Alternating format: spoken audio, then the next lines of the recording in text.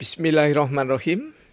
Pemirsa tercinta yang dirahmati Allah Tuhan Yang Maha Esa, bersua kembali di kanal Hikmatologi, monolog sederhana mengajak diri kita masing-masing berpikir, kian melembut, cerdas, dewasa, bijaksanakan hati nurani, berdasar kitab suci agama kepercayaan yang kita yakini. Tentu upaya serius terus-menerus tak kenal putus untuk menghayati, mempedomani, mengamalkan nilai-nilai luhur Pancasila saya dalam kehidupan sehari-hari. Pemirsa yang dirahmati oleh Allah Subhanahu wa taala, ketika di hari Sabtu lazim kita mengangkat tema-tema yang bertalian dengan lagu. Kali ini hanya kita mengingatkan lagu yang pernah kami bawakan, yakni adalah dari atau yang kami bahas dari Arman Maulana. Pagi beriman, sore lupa lagi. Sore beriman, malam lupa lagi, dan seterusnya. Ya.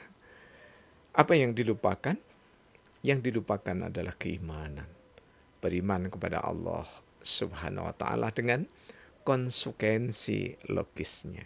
Apa di antara konsekuensi logis yang paling utama? Ada dua. Yakni yang pertama adalah syahadat yang selalu kita ulang-ulangi setiap sehari semalam. Minimal kita membaca pada waktu sholat fardu, berikut sholat qobliyah ba'diyah. Kemudian kita juga mengulang pada seluruh rangkaian sholatul lail yang di dalamnya ada sholat iftitah, sholat tahajud, sholat witir. Dan kita pun berupaya optimal. Setidaknya 2, 4, 8, 12 rakaat menegakkan sholat duha. Dan kita mengulang syahadat itu. Betapa sangat mempesona dan indah memukau bagi orang-orang yang beriman ketika kita berbicara syahadat, pasti kita berbicara sholat. Baik sholat dalam makna ritual yang sesungguhnya yang fardu, rukun, dan sunnahnya sudah tertata, maupun makna dari sholat yang niscaya esensinya kita bawa sebagai bentuk tanha anil fasya'i wal munkar. Kita berupaya untuk mencegah diri kita, keluarga kita, masyarakat bangsa kita dari perbuatan-perbuatan yang fasik, yang tidak disukai oleh Allah Subhanahu wa taala. Memang yang tidak disukai itu dibiarkan oleh Allah sampai turun kesadaran atas dirinya ataupun atas dakwah ajaan saudara-saudaranya. Kali ini pemirsa yang dirahmati oleh Allah, kita mencoba untuk mengangkat dimensi ilmiah sholat berjamaah, dan insya Allah kita akan mencoba untuk bersambung dalam karya sederhana kami, yakni mohon maaf kalau tidak kelihatan ini ya, karena kami gurat, kami tulis ya, ini mudah-mudahan kelihatan ya, kami tulis dalam bentuk sederhana ya, yaitu buku kecil yang kami upayakan terbit setiap kali berusaha untuk mensiarkan Islam. Dan ketika kami diundang, maka buku sederhana ini menjadi salah satu hadiah bagi penyelenggara sebelum tausiah kita mulai, sebelum dialog kita mulai. Di dalam dimensi ilmiah sholat berjamaah, yakni memerankan deoksiribonukleik asid atau DNA secara optimal ini, kami tentu saja tidak sekedar berbicara atas nama normatif ya, seperti layaknya para kiai dan dai yang memang punya latar pondok pesantren. Karena kami, sekali lagi terutama bagi penyimak baru, ya, lahir dari lingkungan ilmu sosial dan juga praktisi at-tibum nabawi atau kedokteran ala Nabi, maka kami tentu saja memulainya dari kasanah data.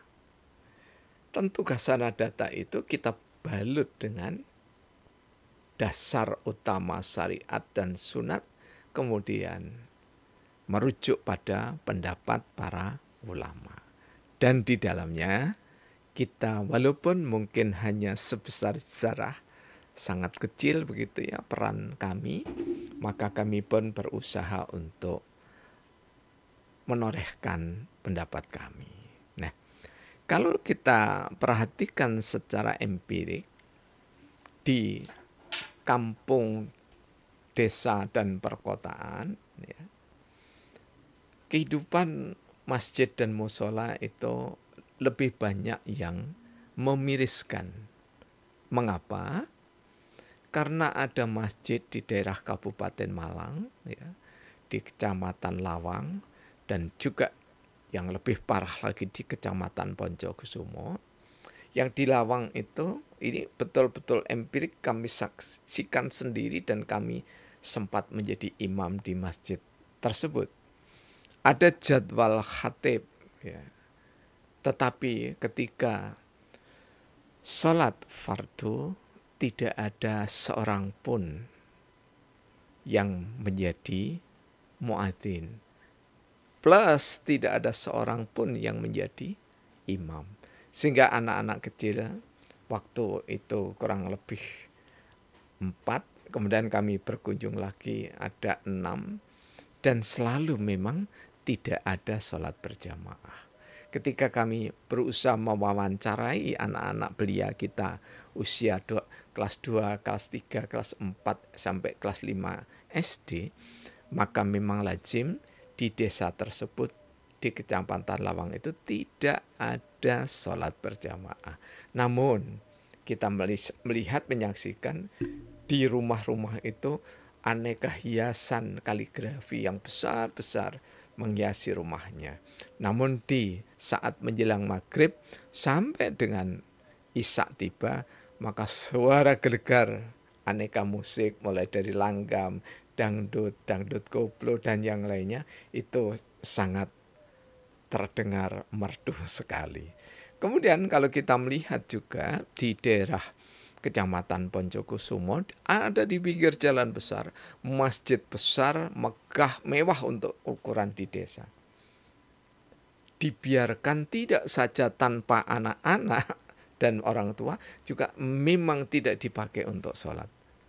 Ya, setelah ya informan yang kami wawancarai mendalam itu, sampailah pada kesimpulan memang masjid itu sejak dibangun hanya beberapa kali dipakai untuk melakukan sholat jamaah, setelah itu tidak. Nah, jadi jangan saja kita mengkritik pemerintah, tetapi marilah kita otokritik pada umat Islam sendiri. Mengapa ada bangunan masjid yang sudah biasanya itu tertati-tati dibangun sambil mencari sana ke sana kemari, mengapa tidak dimakmurkannya? Nah, kemudian kalaupun ada di tengah kota, di perkampungan, dan di desa-desa yang cukup ramai, itu dibangun musola dan masjid, maka jika kami ambil rata-rata dalam perspektif statistika, tidak lebih dari 2%. Ya. Kapasitas jamaah ya 150, tidak sampai 2%, bahkan 1% pun ya itu belum mencapai. Ya, sungguh sangat miris dan memprihatinkan sekali. Karena itulah di dalam buku kecil kami memulai dengan perintah memakmurkan masjid, di mana Allah berfirman dalam surah Al-Baqarah ayat 114 ya. Dan siapakah yang lebih aniaya daripada orang yang menghalang-halangi menyebut nama Allah dalam masjid-masjidnya dan berusaha untuk merobohkannya. Jadi merobohkan di sini dimaknai tidak untuk masjid itu tidak untuk mendirikan sholat fardu berjamaah dengan rangkaian sunnah-sunnahnya. Mereka itu tidak sepatutnya masuk ke dalamnya, masuk ke dalam masjid itu, kecuali dengan rasa takut kepada Allah. Mereka di dunia mendapatkan kehinaan dan di akhirat mendapatkan siksa yang berat. Ini bukan siksanya Allah ya, tetapi Allah menyediakan ya reward, menyediakan imbalan bagi siapa yang tidak memakmurkan masjid. Yang memakmurkan juga diberikan imbalan. Nah, kemudian bagaimana Rasulullah Muhammad SAW itu bersabda, pertalian dengan surah At-Taubah ayat 18 ya. Di dalam tafsir Al-Maroki ya, ayat tersebut ya dikaitkan, ditali hubungkan dengan satu riwayat dari jalan Abu Sa'id bahwa Rasulullah SAW bersabda, apabila kalian melihat orang yang membiasakan berada di masjid-masjid, maka persaksikanlah bahwa mereka itu adalah orang yang beriman. Yang memakmurkan masjid-masjid Allah hanyalah orang-orang yang beriman. Demikian hadis yang diriwayatkan oleh Imam Tirmizi, Ibnu Majah, kemudian Ahmad dan Al-Hakim ya, di dalam karya Ahmad Mustafa Al-Maroki dalam tafsirnya Al-Maroki. Yang versi Indonesianya diterbitkan oleh CV Toha Putra Semarang tahun 1992 di halaman ke 128. Ya.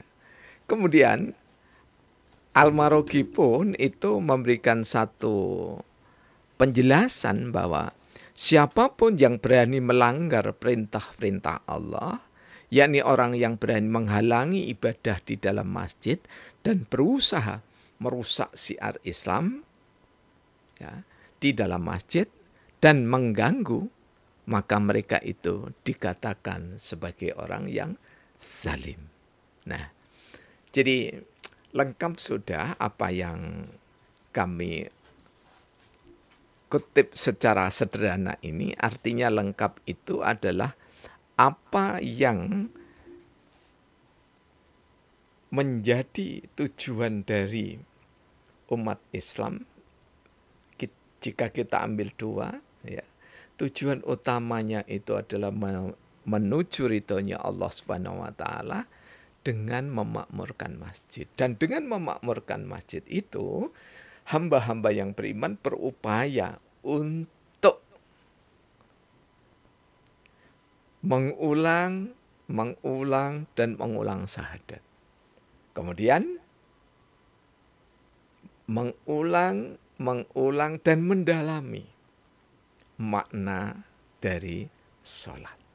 Jadi hanya dengan cara memakmurkan masjid, maka hati kita itu bergantung di masjid Allah. Apalagi ada sabda khusus dari Bukhari, Muslim dan yang lainnya, bahwa di antara hamba-hamba Allah yang mendapatkan naungan di hari kiamat, di mana tidak ada naungan lagi kecuali adalah syafaat dari Rasulullah Muhammad SAW.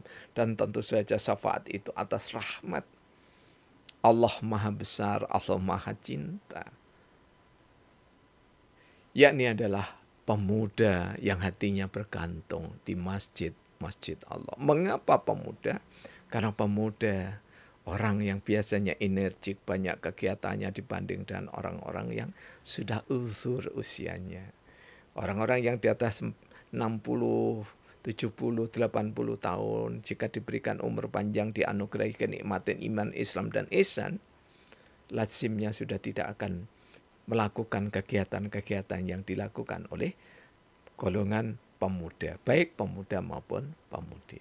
Karena itulah berbahagialah anak-anak kami tercinta yang di tengah kesibukannya membangun rumah tangga dengan upaya optimal untuk mendapatkan rezeki dari Allah Subhanahu wa taala, namun tetap hatinya bergantung di masjid-masjid Allah. Ketika hati itu bergantung di masjid-masjid Allah, maka tak saja kemakmuran masjid yang nampak marak, namun hati kita insya Allah akan senantiasa berbinar.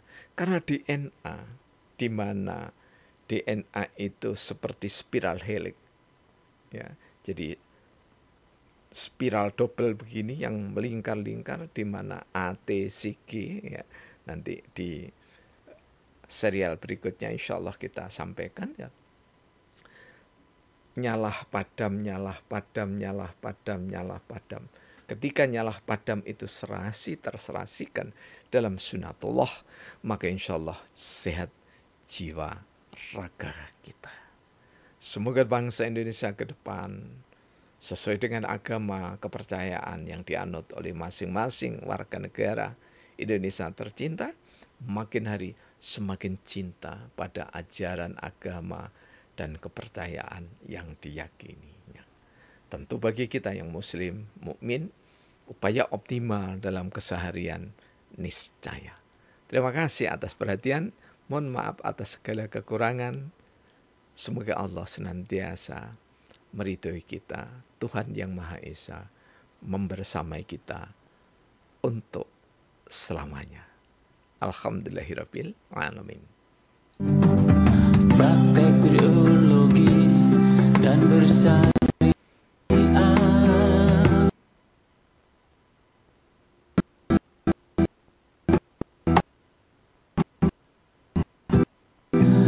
agama